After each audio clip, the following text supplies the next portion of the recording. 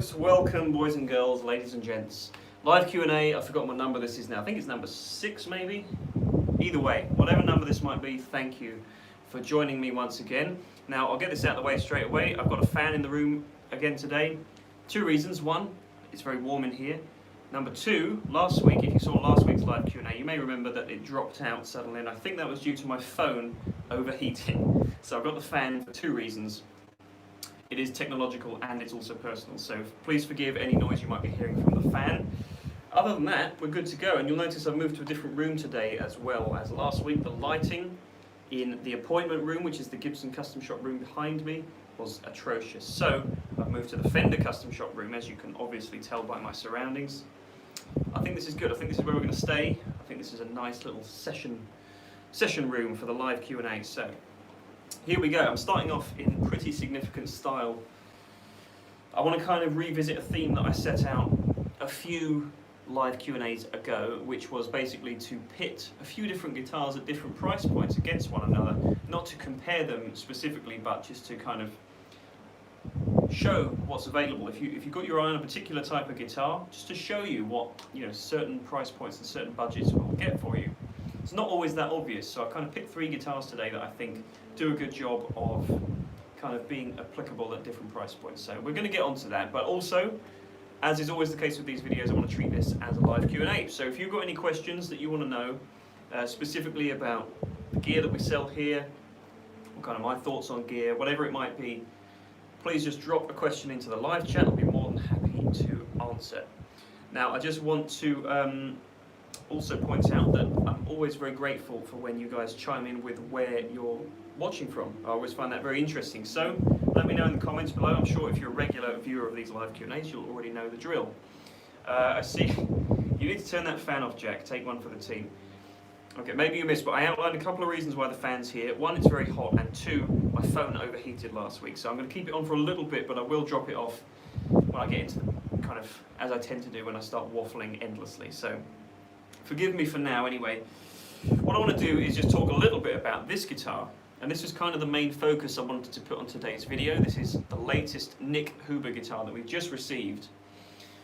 It's an Orca model, and it's unlike anything I think we've seen from them so far. I mean, we've seen some guitars with this kind of arched top, this beveled top, which you probably can't really see through the medium of my phone, but there's some amazing pictures been taken of this guitar. So that's one thing, but there's just several appointments on here that I think work extremely well, and it's one of the best Hoovers I've played so far. So you've got this really nice tiger eye kind of flame finish. It's actually quite quilty. I'm not sure whether it's a flame or a quilt, but it's lovely, whatever it is. And you've got this fairly unique pickup configuration of a humbucker, which you can split via the neck tone control, and a neck P90 pickup. Really nice combo. I think that works really well. It's also a chambered body. It's a semi-hollow body. Again, works fantastically well. And I believe, I'm going to refer to the website on this if you want to know for sure, but I think this has got a Brazilian rosewood board. Pretty sure about that, which I'm sure a lot of guitar nerds out there will know the relevance and the importance and the significance of having Brazilian rosewood on the fingerboard. It's just a hugely, well, kind of, it's much, in guitar folklore, it's one of the most highly coveted materials that you could possibly hope to attain on your guitar, simply because it's such a rare material nowadays. So, you very rarely see guitars with Brazilian rosewood anything. So they've got a fingerboard on here, and it's a gorgeous fingerboard as well. Once again, phone camera won't do it justice, but look at the little dolphins. And behind the dolphins, there's a lovely slab of Brazilian rosewood. So there you go. So that's kind of, a few little pointers about this guitar. But the most important thing is how it sounds. So let's just get into a few more tones. I've just noticed another comment come in about the fan, so I will get rid of the fan in a moment. But it's going to have to be sporadic today because I do need it. But anyway, here's the tone of this guitar.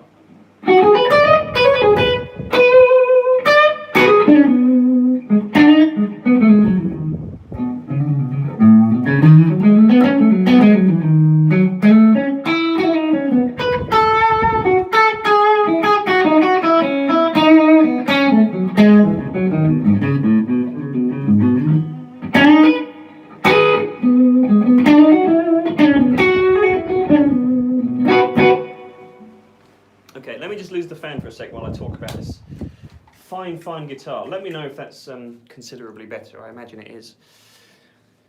Right. The thing I want to point out about this guitar, all specs aside, and I like to try and do this in these cool gear little live Q&A vids because I could just list off the specs of this guitar that you could read for yourself on the website, but I want to try and get across what I actually think about it, you know, all that stuff aside.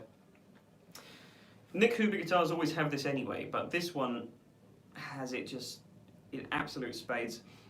The sheer level of clarity that comes off this thing. Nick Hoover's guitars have always been like that, but this one, I guess it's to do with the semi-hollow nature of the guitar as well, but I don't know if there's a difference in the pickups maybe. Whatever it is, it just works. So even clean, on that clean sound, let me do that one more time on the middle position.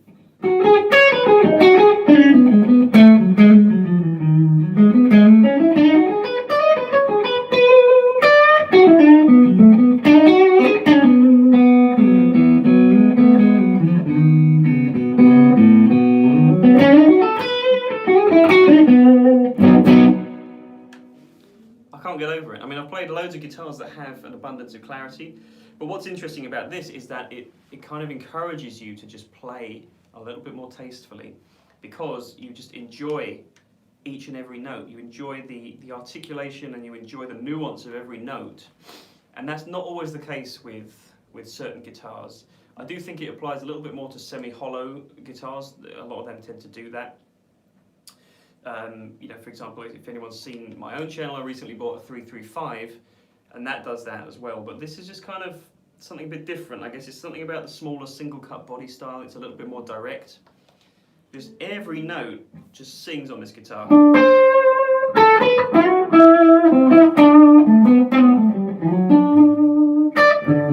And there's loads of separation between the two, between octaves.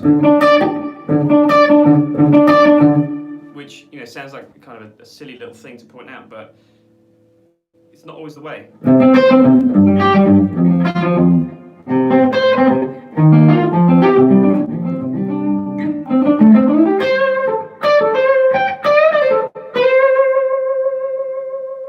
Tons of sustain too.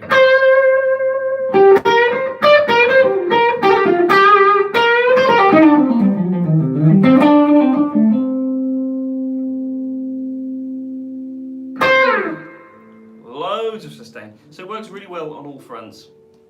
Plus you've got the coil split on the humbucker, which sounds... Now sometimes coil splits I'm not a fan because they really suck the life out of the humbucker in the guitar. But what it does in this guitar is it just transforms it into a different instrument. So here's the humbucking tone and then I'll split it and you'll hear the difference.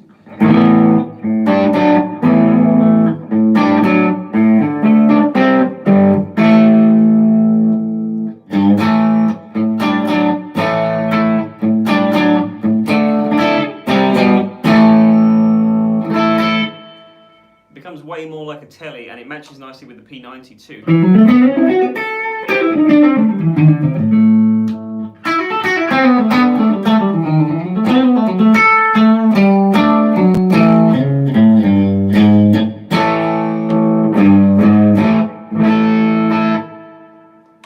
So it's one little simple mod and I think they execute it extremely well on this guitar. I really like it. So, you know, there's just a few things there. You know, I said I didn't want to talk too much about the specs because it's just a special instrument. If you want to find out more info on the specs of this guitar, then check out the website. Check the link that will be in the description here. Let me just give you some middle position. I saw a comment just came up with that. So just so you can hear what the middle position sounds like. And I'm going to employ my favourite trick, which I've talked about before with Gibsons, which is to knock the neck volume down to about 6 in the middle position. And it's just, that's what I actually started the video with. A bit of overdrive, sounds perfect. So I'm going to start with both full up and then I'll knock the neck volume down. You with me?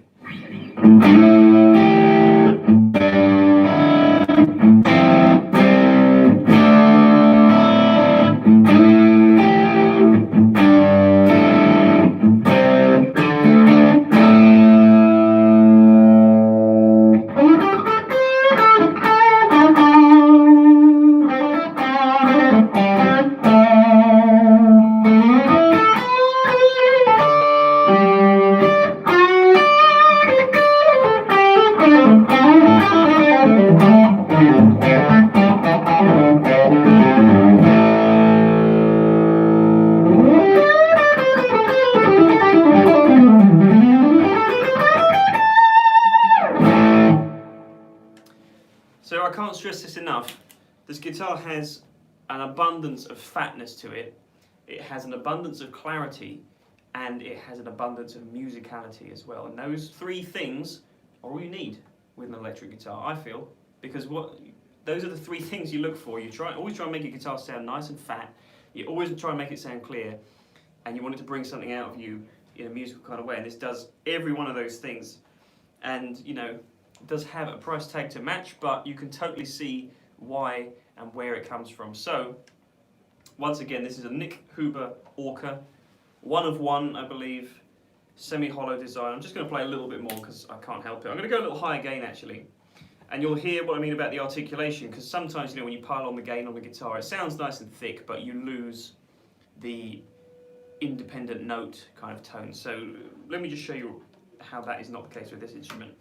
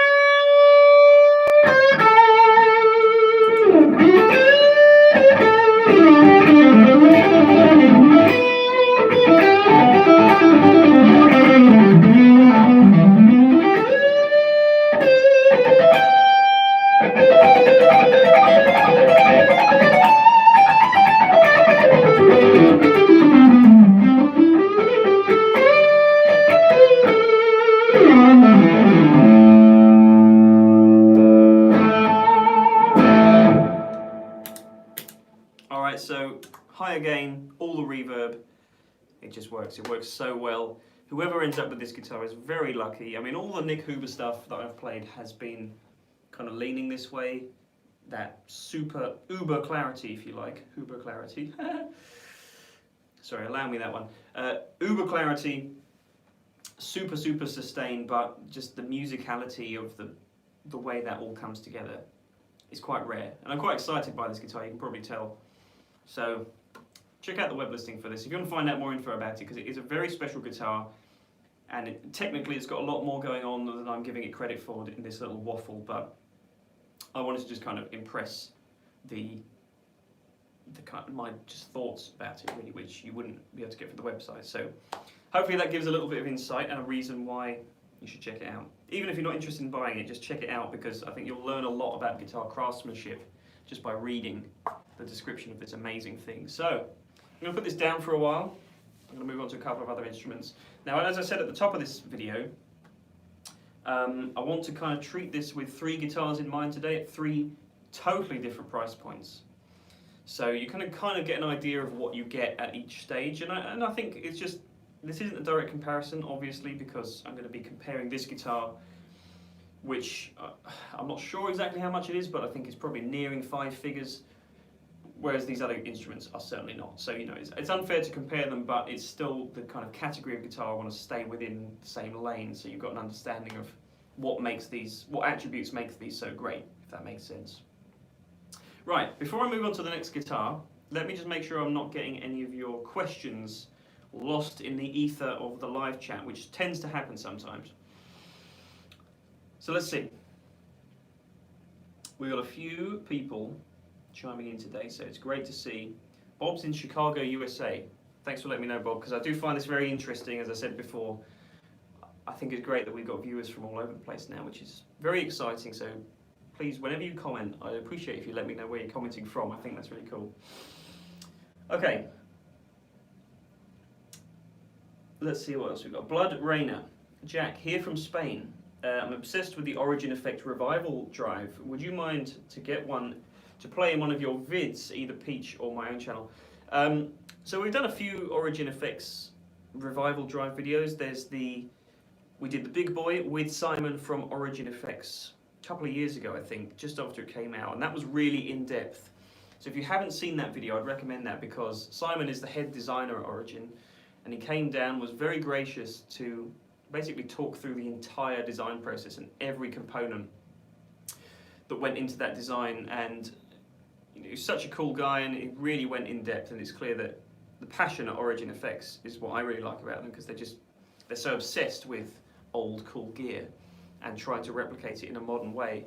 I've also done a couple of videos you may have seen on the Revival Drive Compact, which is just on my own, and also the Revival Trem. But I might revisit that at some point in the future. I may well do some more stuff with that, because they're such good pedals. In fact, maybe in next week's live Q&A I might have the Revival Drive Compact as my overdrive. So you get to hear it there, and I'll talk a little bit about it then, I suppose. So yeah, good call. I'll get that in next week, I reckon. So stay tuned next Wednesday for the next live Q&A. Right. A. Ahmed says, "Hi Jack, what do you think of the Music Man Luke 2 guitar?" So if you specifically mean the Luke 2, which is the previous generation of the Luke model, so we're currently on the Luke 3, which is one of the best guitars in existence. It's one of my favourite guitars I've ever played. I used to own one and I stupidly sold it. The Luke 2, which is the model that preceded that, had a few things. Well, the Luke 3 brought a few changes, significant changes. So the Luke 2 had EMG pickups. What else had it? A few other things. Don't think it had a roasted maple neck. I think the body size was maybe a little bit smaller. The Luke 2 is a great guitar if you like that slightly more, higher gain, because the Luke 3 was all about the move to more organic, passive pickups, and that was very important for Lukather at the time. The Luke 2 was a kind of a replication, what's the word? A reference to his tone a little bit earlier than that. So in the late 80s and the 90s, he was about the EMG pickups. It's a great guitar. I mean, it sounds great, and surprisingly, you listen to some Lukather stuff when he's using the neck pickup, and it sounds really organic. It sounds like it could be a passive pickup, but they've got EMGs in there. That's why he moved to the Luke 3 and hasn't looked back since. They've still got the passive pickups. I believe at first it was DiMarzio pickups, and they've just revised it to Ernie Ball's own pickup designs.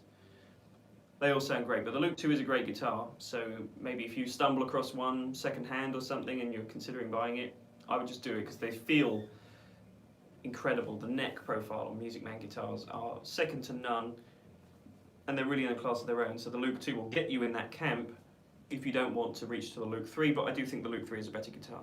Okay, there was a lot of information there, but hopefully that's of some use to you.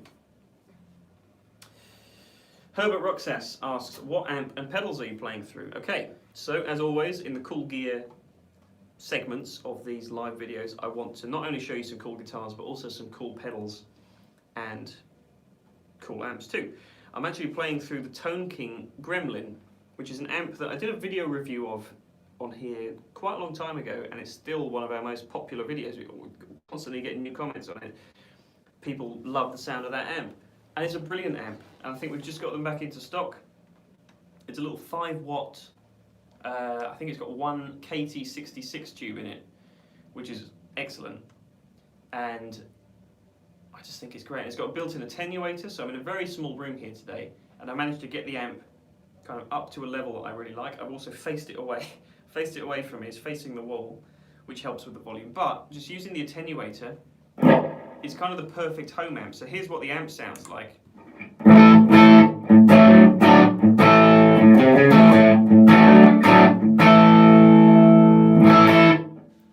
It's a great sound. It's really fat, and I've knocked the volume down with the attenuator that's built in, as I said. There's also a lead channel, so you can get a bit of gain from the amp if you want to do that, but I'm just using it kind of as a clean platform today. Pedal-wise, I've got the Dualist, Kingtone Dualist, which is the mainstay in here. You guys are probably sick of the sound of that pedal, but it is sickeningly good. So that's why I use it all the time. But next week, maybe I'll mix it up with the Revival Drive or something. But here's what the Dualist sounds like. Here's what I'm using it for today.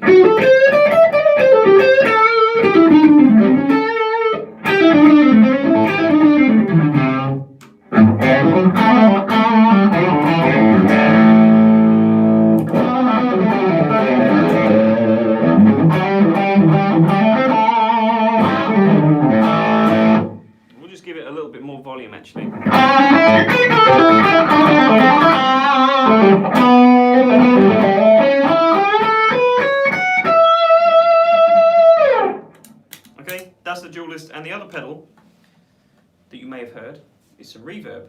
I've got the JHS, it's difficult to say quite quickly, JHS Spring Tank. I really like this reverb because it emulates an amp spring tank, as the name implies, which I'm using it for in this way. Quite subtle, hopefully you can hear that.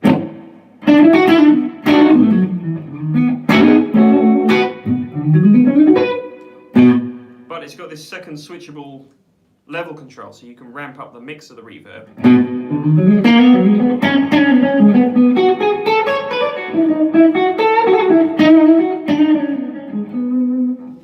Which sounds perfect for those Peter Greeny, Gary Moore type things, you know, particularly if I'm on the...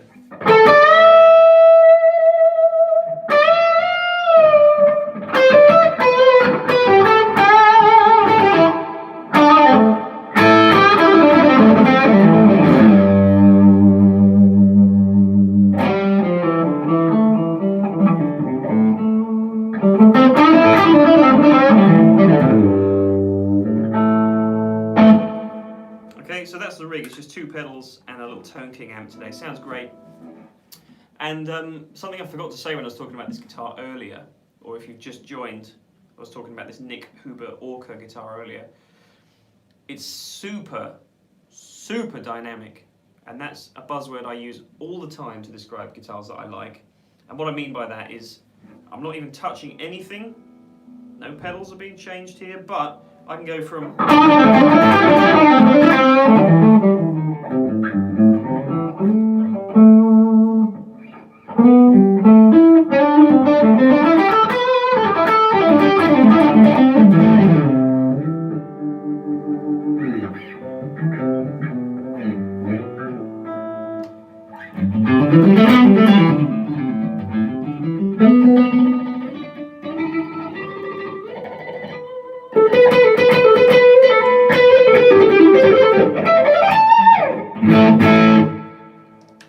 It's glorious. Okay, so this rig works really well today. I think it sounds really good.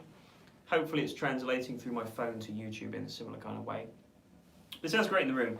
Okay, let's get some more questions in and I'm going to move on to another guitar. Right, Mark Kadistis asks, thoughts on having it the other way around, so humbucker in the neck or a P90 in the bridge? So the opposite of this guitar basically. I'm not personally a big fan of that. Like you see it on some Telecasters and things where they have neck humbuckers and a telly bridge. I mean, it works for some things, and players have made it sound a lot better than I ever could, like Andy Summers with his cool telly, Keith Richards of course.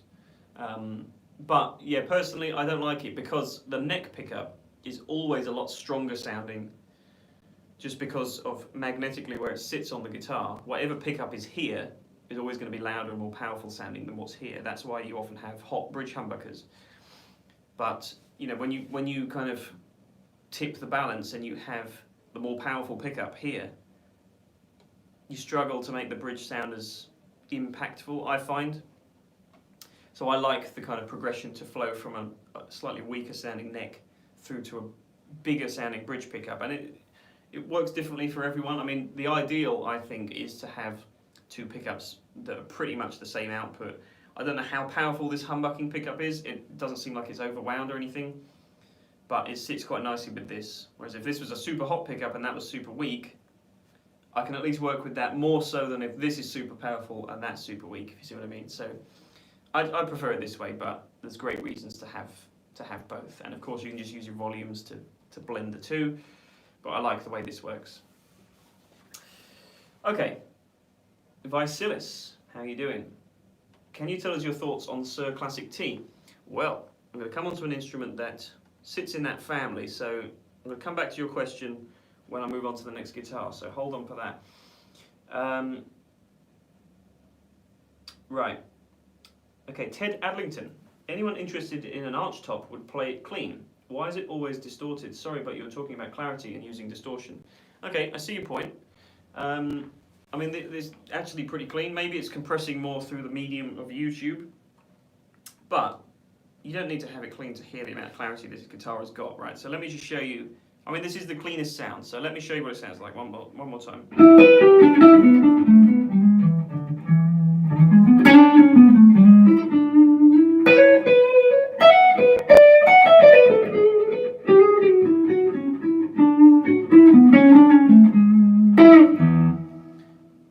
You can't argue with that clarity. Plus, the reason I was playing it with gain is because when you put a hollow body guitar, not necessarily arch tops, but hollow body guitars with gain, they just take off in this super way, and the clarity is still retained, but you can do things that you can't do with a fully solid guitar.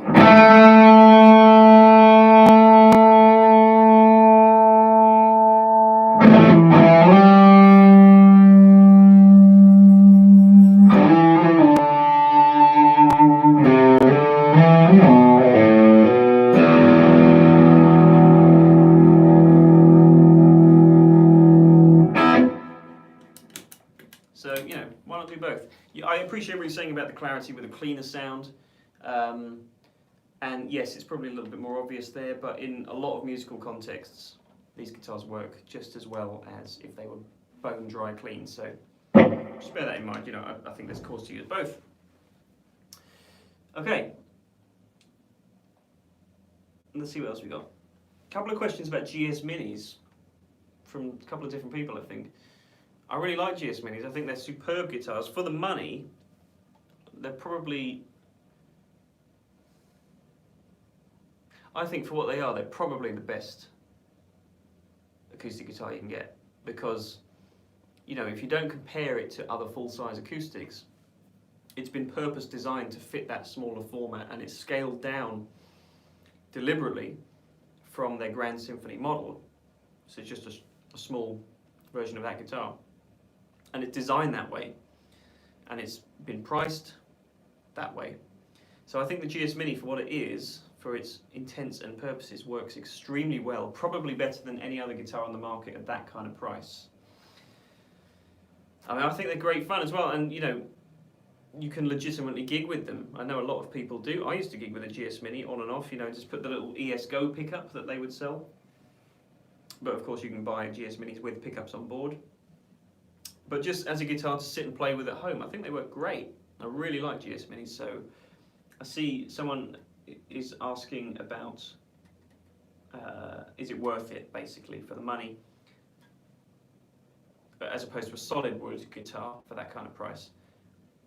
If it was me, I'd honestly buy the GS Mini, because solid wood guitars are great, but the GS Mini's just, it's got something going for it, it's got something special. It's just, it seems like more of a complete package and less of a compromise than sometimes those less expensive, fully solid wood guitars can be. Because, you know, if you think about it, it's kind of, you at that kind of price point, what Taylor have done is they've built the guitar to that price point, which means that they've put a lot of thought into making it work at that price. Whereas some other companies, at that kind of price point that GS Mini sits at, they make great guitars, but they have to cut a lot of corners to make it that price.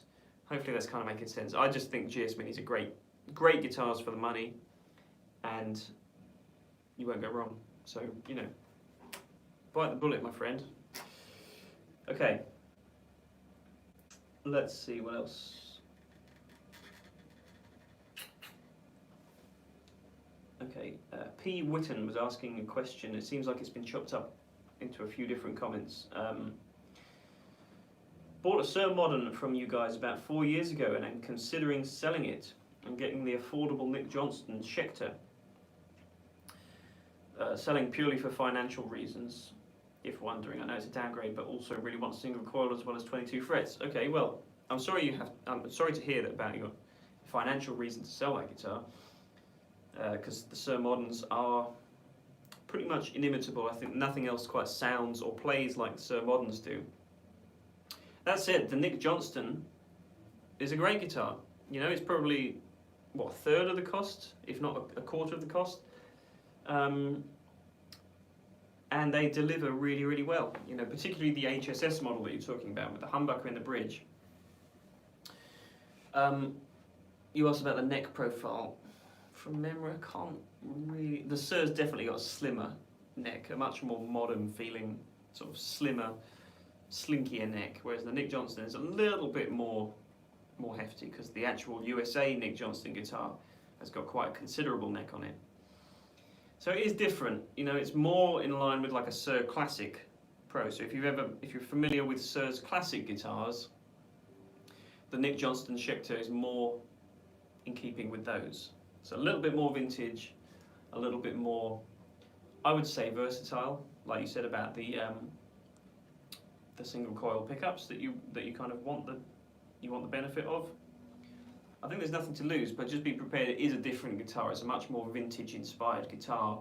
But you know, Nick Johnston is an incredible speed wizard, so it's not uncomfortable to play, and it's very, very playable. But yeah, it's kind of an interesting balance. I compare it more to a Suhr Classic than the modern, though, by quite some considerable difference. So hopefully that helps you. You know, I'm sure you'll be very happy with the Nick Johnston if you decide to go for it, though, because they are great guitars. Okay, let's see. Right, I'm going to do one more question, then I'm going to move on to the other guitars, because I've been sitting doing this a while, I think. So, thanks for all the questions, though, by the way. Please keep them coming in, because I will keep referring back to them, which is great. Okay. Rob Brady asks, Jack, what are your thoughts on the PRS S2 guitars? Tones, build quality, and neck profile / fret size, etc. Well, last week, before the video cut out in untimely fashion, on the live video I was showing a couple of S2s, and I was really kind of quite struck with them. I think that the S2s, more so than any other guitar brand's range that sits underneath their main USA lineup. So, you know, S2s are still USA made guitars, but they sit underneath the core line. And like we have Gibson's USA under their custom shop and Fender's USA under and so on. More so than any other brand, I think what PRS do with the S2s is much, much harder to decipher between the two. Apart from the obvious, the finishing and the quality of that, and some of the electronics, the feel of them, I have a hard time picking. I'm sure if you picked up a couple of guitars blindfolded, it's all in the neck on those S2s. The neck design is fantastic. I mean, they've still got the same really nice premium glossy neck finish that the core line guitars have. So, in terms of like comparing them to their big brothers in the proper core lineup, I don't think there's not a whole lot in it. I mean, it's not splitting hairs, but it's very close. Your actual question was, you know, about the tones. They're fantastic. They work really well. The coil splits sound great on those guitars, and I think they've got the same USA core pickups.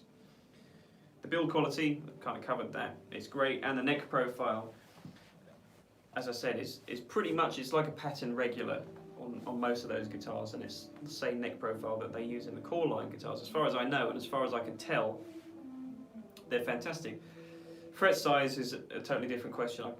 I'm not really 100% sure on that, but S2s are brilliant, and we've just received the McCarty 2020 McCarty 594 guitars, which are excellent. I've recently filmed the listings for those. I believe they're out on YouTube at the moment. And we've also just taken on a bunch of S2s that are on a deal, which are like the standard models. There's some single cuts and some double cuts. Check out last week's live Q&A if you want to hear a little bit of those. And the listings are live, but I think they're great. I really, really do. I really like them. And if you can live without the super, super ornate PRS finishes that they're known for, and just appreciate the great build quality that they're also known for, it's a happy trade-off, I think. So S2s are brilliant. I really like them. Right. Goodbye to the Hoover. Once again, amazing guitar. Check out the website if you want to find out more information about this amazing thing. On to price point number 2. And this is one of my favourite guitars in the world. I've got a Suhr Alt T here. Now, anyone who's seen my videos before maybe will know that I'm a huge fan of these guitars. I actually have one of these in Olympic white. However, I don't have the dealer select Alt T, which we recently got these. I recently unboxed these, and John's worked out this brilliant deal with Suhr to get a bunch of Alt T guitars in the dealer select form. And what that basically means is that these guitars have, the reason I've turned it round is to show you it's roasted maple neck, thornbucker pickups as opposed to the SSVs that are in the regular Alt T, and there's a few different custom colours. Now I'm showing you just a standard white one, but there's been some really cool colours. There's like Sonic Blues, Fiesta Reds, Shell Pink, Butterscotch finishes, so stuff that you won't have been able to get on an Alt T before. And this dealer select is just kind of, I don't know, it's like an extra 5%, maybe an extra 10% on the whole guitar. It's that little special sauce on the top. So let me play it a bit, and then I'll talk a little bit more about it as well. So here we go.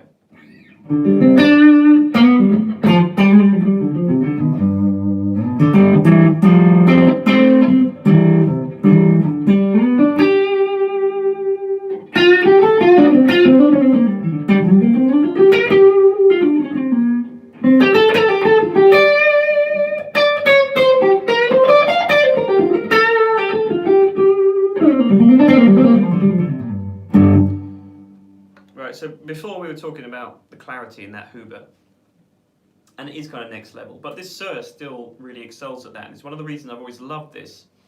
It's kind of like the perfect blend of all things. You've got humbucking pickups, but it's on a telly body with a bolt-on neck. Yeah, it's a roasted maple neck, and it's got humbuckers. It's a weird combination, but it just works extremely well. And naturally, I'm sat in the Fender custom shop room, and there's a few Fender telly thin lines on the wall. And obviously, there's no secret that this guitar takes a lot of influence from that kind of design. But Suhr have just pushed this in a different direction that works it's in a much more usable domain, in my opinion, than a lot of other guitars. So, for example, with this roasted maple neck, you've also got stainless steel frets, which I love. The stainless steel frets, because even acoustically,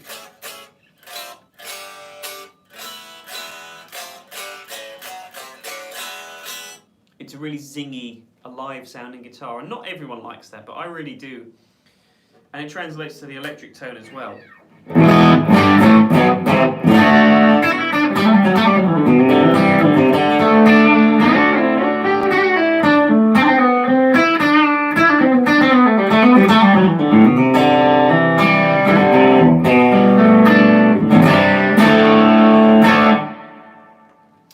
And what it does is it kind of gives it a little bit of a Gretsch, chimey quality, which you don't get out of a regular Telecaster, you don't get out of a Gibson style guitar, and coupled with all the other things on this guitar, you don't get out of a Gretsch either.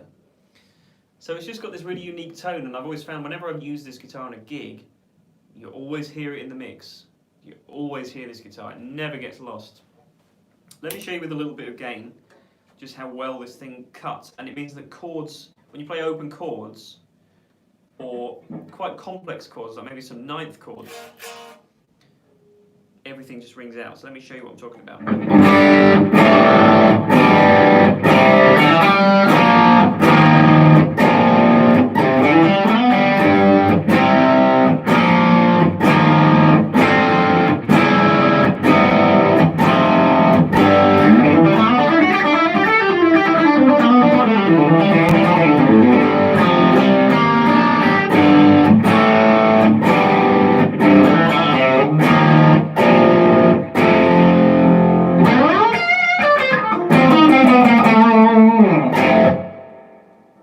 So good. And you can just notch the tone down a little bit and put on another drive pedal maybe, and it turns it into much more of a thick sounding kind of a Gibson sound.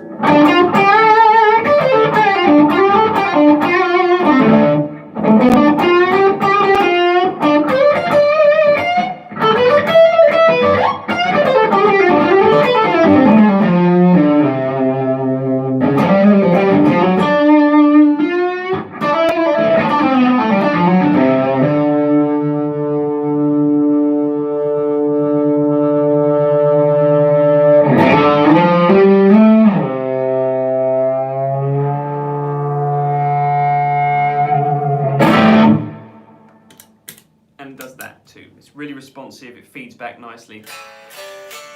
So it's kind of, in a lot of ways, it's a really good marriage of all these different things, and it just makes for a fantastic, you know, I'm hesitant to use the word utility because that kind of undermines the character that this guitar has, but it does make it a fantastically usable guitar.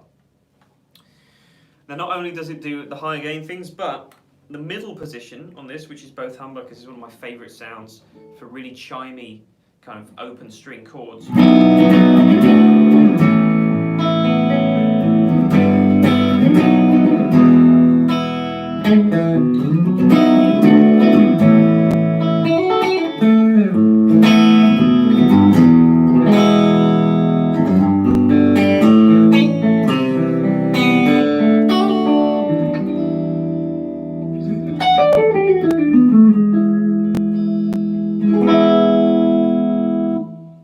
How often do you find guitars that you can play weird chords like that with octaves all over the place?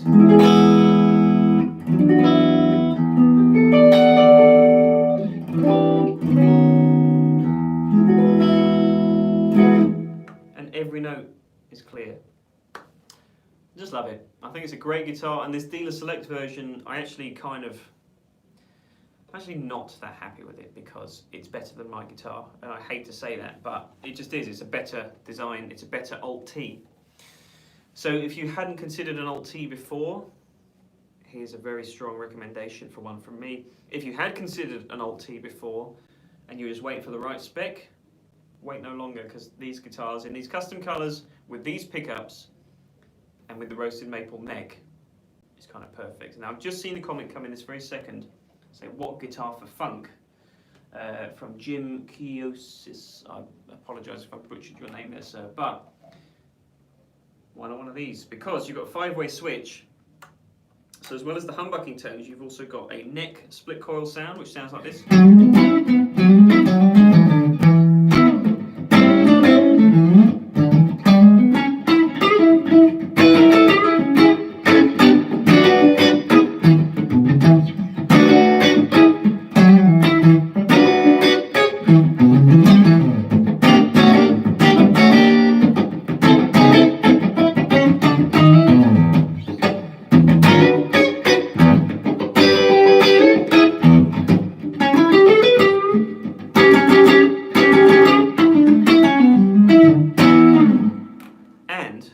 Personal kind of go-to for the funky stuff is position 2 down here, which I think is these two split, and it sounds like this.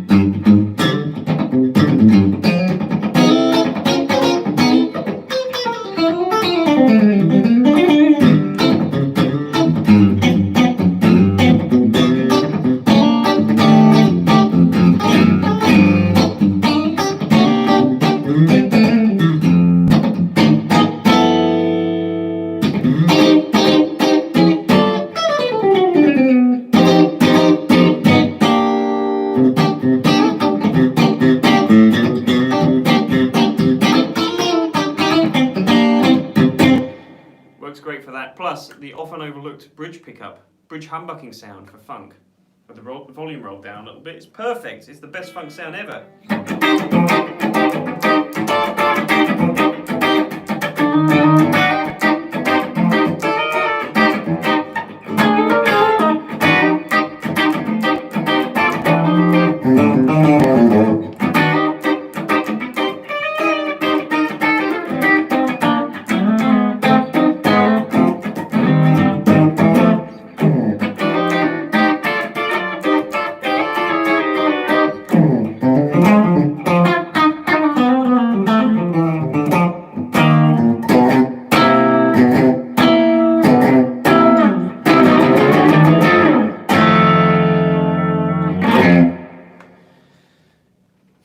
Kind of answers that question, hopefully. Suhr Alt T, dealer select.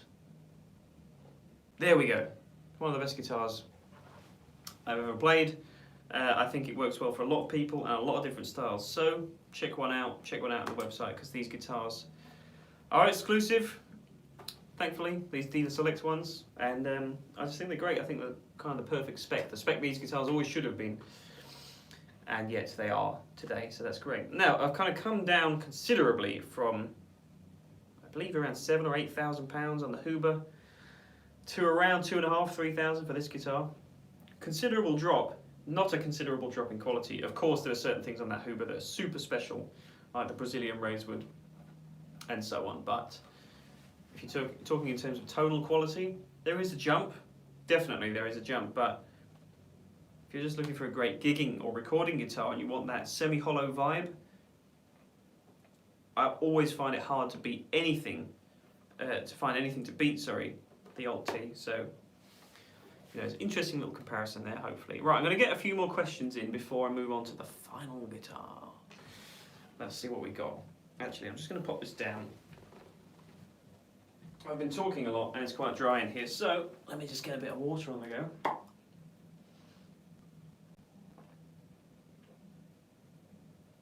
Excuse me.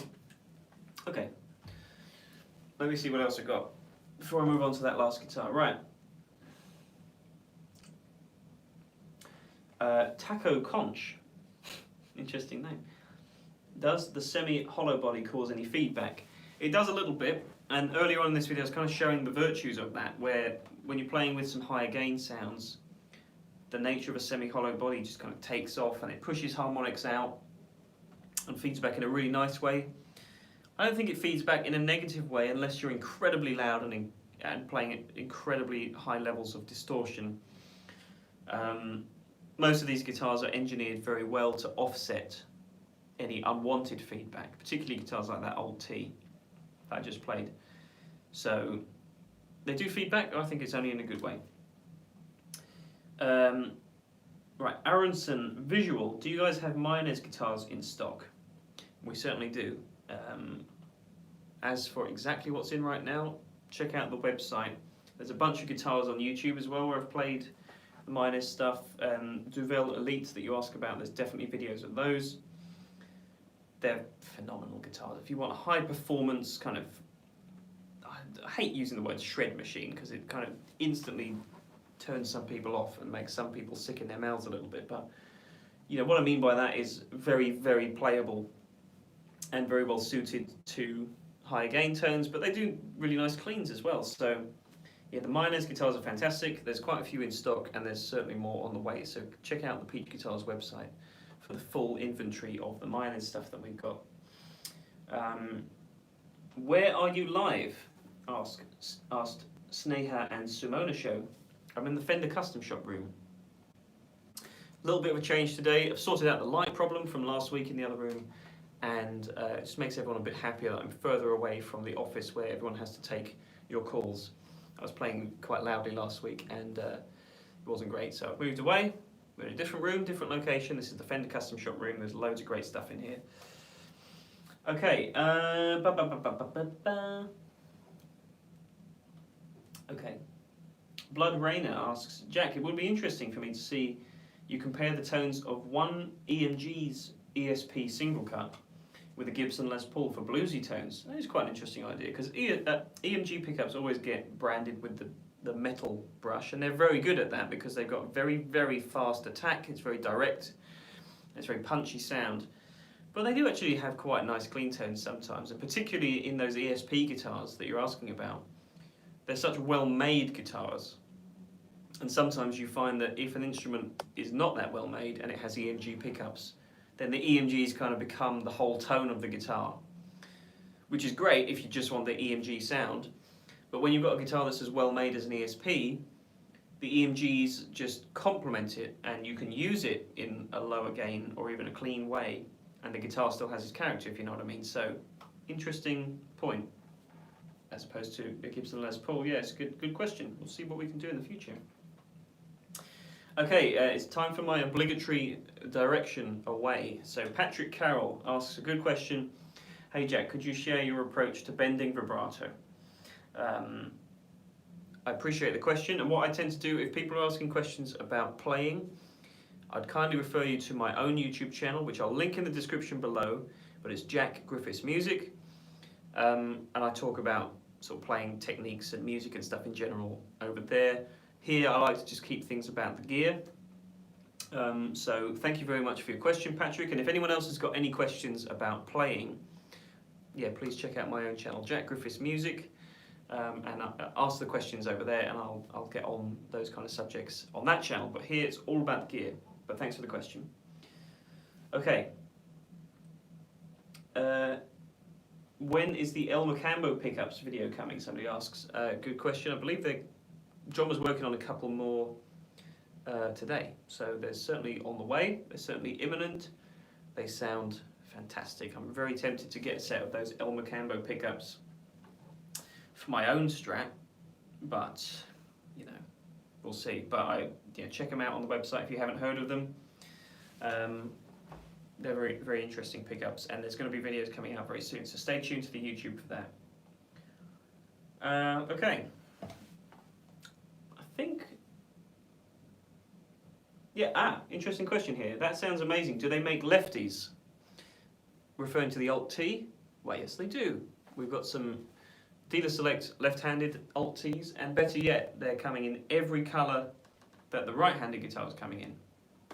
In fact, there's some left-handed guitars here that I'm very upset because I can't play them because they're in amazing colours and we don't have the right-handed equivalents just yet. But there's every colour in both configurations are either here or they're on the way. So if you like any of these Alt Ts, check out the website because there will be lefties and they're in every colour. So yes, lucky lefties for once, which is nice. Two people ask successively some bass reviews soon. I don't see why not. Maybe in the future we'll get on with some basses. I mean, I've filmed a few bass listing videos in the past, but I tend not to touch on them because I'm not really a bass player. I'm not a great bass player, so I like to let actual bass players handle that stuff. But yeah, we'll get some bass stuff on the go in the future. Okay, that's about it. So I want to kind of wrap this video up fairly shortly, just in case I encounter the same problem I had last week and my phone dies mid-live stream. That would be not very good. So I'm going to move on to the last guitar.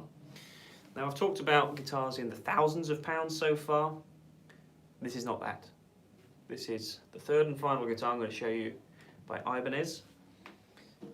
And I've gone for a fully hollow archtop kind of thing, which makes a very welcome change. Now, there was a question earlier on about archtop guitars, or fully hollow body guitars like this, about the clarity thing. I'm going to come on to that in a moment, but I just want to kind of draw a little bit of attention to what this guitar is. So this is an AF75 from Ibanez, and our very own Greg Dunning, who some of you may have seen in the recent Martin SC13 video that we filmed together. Lovely chap, very tall, very handsome, very muscular. That Greg.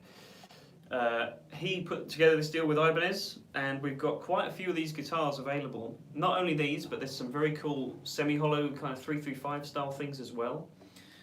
These are at a stupid price point. These are all under £300, I believe. And this is my favourite of the bunch. So I wanted to play it for you today. There's also some more kind of typical RG style Ibanez guitars, which I'm going to show you in the future as well, but Greg has filmed a couple of videos on those already. I think they're on Facebook, so check that out. But yeah, this guitar, I remember playing this at Headstock actually when these kind of got revamped, and I really, really like it. I really like this guitar. So let me show you what it sounds like, just clean. And then lastly, I'm going to talk about the virtues of using this guitar with some gain. Let's hear the clean tone.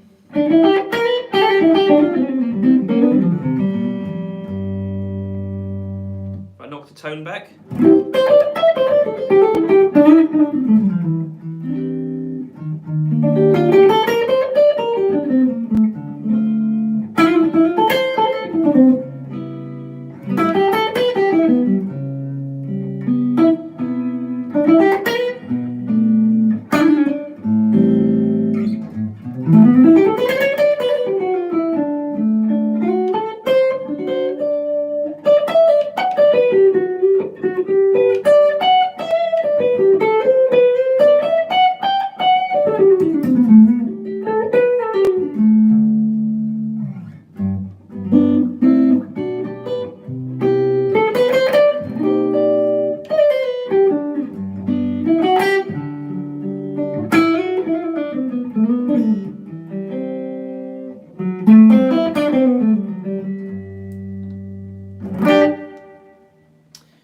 say, so lame jazz licks aside, the tone of this thing is just gorgeous. And if you're a kind of a dabbling or a curious jazz guitar player, as quite a few of us are, particularly if you're kind of a born and bred rock player like myself, jazz is kind of a foreign language, and to find an instrument that makes it easy to get some of those gorgeous clean sounds is not always very easy. And actually, sometimes a lot of the more expensive archtop guitars are actually quite difficult to get the best out of, I find, unless you're a pro and you know how to work it. But this thing is just easy to play, and it sounds great.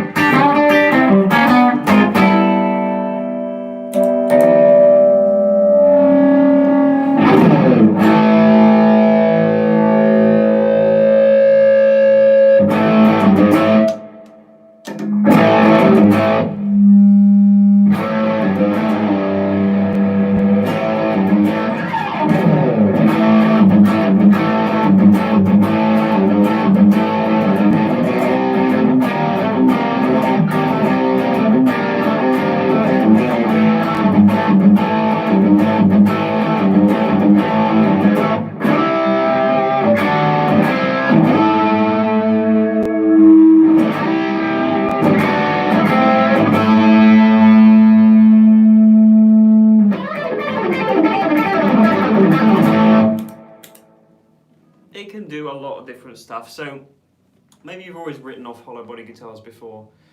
I mean, you could tell as I was kind of getting into the game there, he wants to do that a lot, but it's just fun. I mean, it's great fun, especially if you're at loud gigging volumes. Having this kind of thing, and if you can learn to master it, like some of the best players in history have done, you know, you're going to sound very unique. It's certainly going to sound unique. So, you know, these guitars were an amazing deal. Like I said, I think it's something stupid like sub £300. I think the semi-hollow body guitar is actually even less than that. And there's some RG style guitars as well. So there's quite a few guitars on this deal. Check out the website for that, and we will post more about it on upcoming videos. But yeah, I wanted to show a little bit of fully hollow body archtoppy action. I think it's a great little guitar. It's a lot of fun. So anyway, that's about it for today. Managed to fill an hour with complete nonsense as usual. Thank you all for sticking with me. I appreciate your questions, and next week I'm going to be doing this again, next Wednesday, another live Q&A. So if you've got any more questions or stuff I haven't got to answer today, then I'll see you next week. As I said before as well, my own channel is Jack Griffiths Music, which I'll link below. So if you've got any playing related questions or just stuff you want to get more directly to me, check out that channel. There's some interesting content over there. I think I've been filming some videos recently that's kind of just discussing all things about playing and about my thoughts on some gear and some of my favourite players and stuff. So check that channel out if you're interested in that kind of thing. But I'll be back next Wednesday with more cool gear and to answer some more of your gear questions. So that's it for today. Also, please let me know in the comments if you like this location, if you think it looks better and sounds better, because I think we'll probably stick in here in the future. So that's it for today. Thanks a lot for watching, guys. Take good care of yourselves. I'll see you next Wednesday. All right, have a good one. Bye-bye.